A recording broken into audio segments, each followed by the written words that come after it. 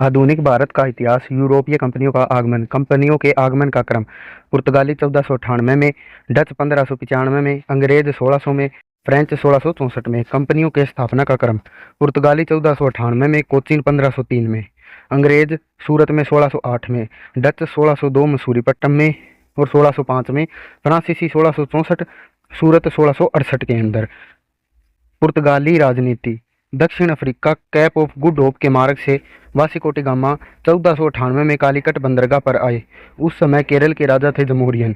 फिर 1500 में पेड्रो अकबरेज भी आए। 1502 में पुनः वास्को डी गामा आते हैं और 1524 में तीसरी बार आते हैं, लेकिन 1524 में कोचीन के अंदर ही मृत्यु हो जाती है। इसने प्रिंस हेनरी ने विदेशों को खोजने की मुहिम चलाई थी। प्रथम वॉयसरॉय गवर्नर था पुर्तगालियों का अल्मीडा, 1505 से 1509 तक रहा। इसने ब्लू वाटर पॉलिसी चलाई।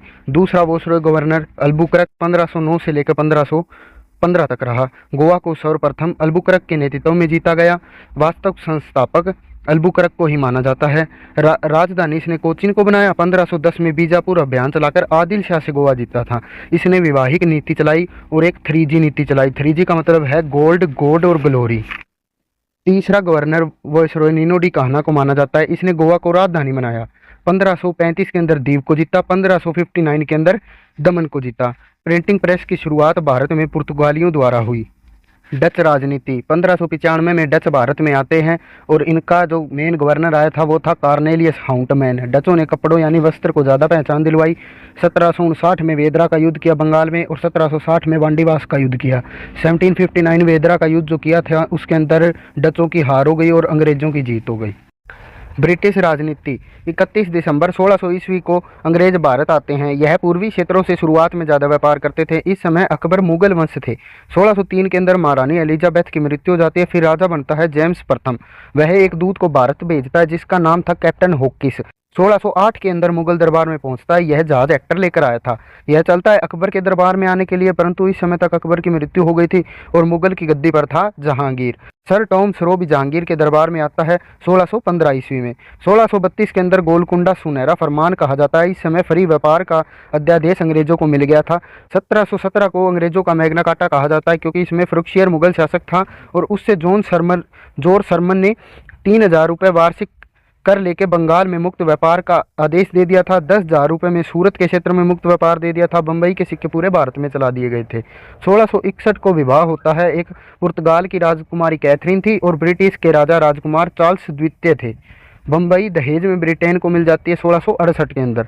1668 में 10 पौंड वार्षिक किराए पर दे दिया जाता है बम्बई को। 1688 के अंदर अंग्रेजों और मुगलों के बीच एक युद्ध होता है।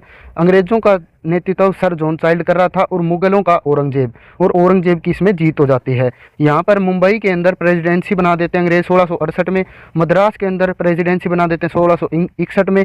कलकत्ता के अंदर भी एक प्रेसिडेंसी बना देते हैं जिसके हेड आर्चर को बनाया जाता है। अंग्रेजों द्वारा बनाए गए किले: फोर्ट सर जॉर्ज मद्रास के अंदर, फोर्ट विलियम कलकत्ता के अंदर, फोर्ट लुइस पुदुचेरी के अंदर। यूरोपीय कंपनियों का आगमन।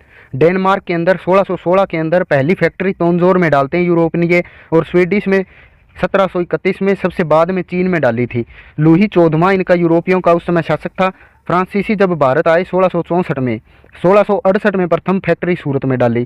1669 के अंदर अगले ही साल मसूरीपट्टनम जीत लिया इन्होंने। 1673 के अंदर पुदुचेरी पर राज कर लिया और इसके ऊपर भारत के अंदर आखिर तक राज रहा, 1754 तक रहा था।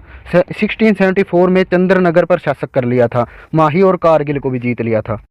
फ्रेंच वर्सेस अंग्रेजों के बीच में कुछ युद्ध हुए जिनको कर्नाटक युद्ध के नाम से जाना जाता है। इन युद्धों की संख्या 3 है। पहला युद्ध 1746 से 1748 तक हुआ। दूसरा युद्ध 1749 से लेकर 1754 तक चला।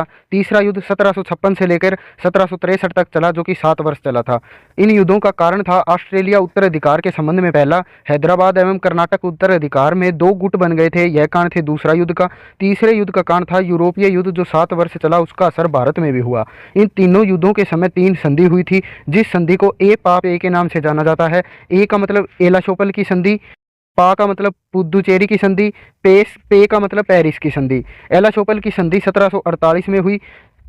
पांडुचेरी की संधि 1755 में हुई। पेरिस की संधि 1763 में हुई। विशेष, पहले युद्ध के समय सेंट थोम का युद्ध भी हुआ 1748 के अंदर। दूसरे युद्ध के समय एक और युद्ध भी हुआ, अंबूर का युद्ध। और तीसरे युद्ध के समय एक और युद्ध हुआ, वांडीवास का युद्ध।